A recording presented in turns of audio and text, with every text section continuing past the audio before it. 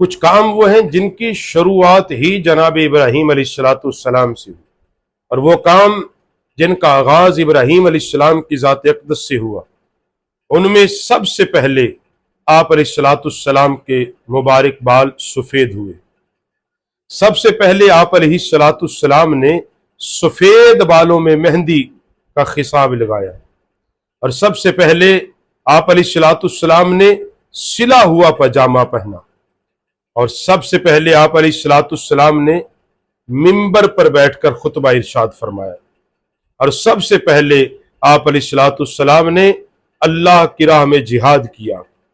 اور سب سے پہلے آپ علیہ السلام نے ابراہیم علیہ السلام نے بڑے اہتمام کے ساتھ مہمان نوازی شروع کی، اور سب سے پہلے آپ علیہ السلام نے سرید تیار کی، یعنی شوربے کے اندر روٹی کے ٹکڑوں کو، سوکی ہوئی روٹی کے ٹکڑوں کو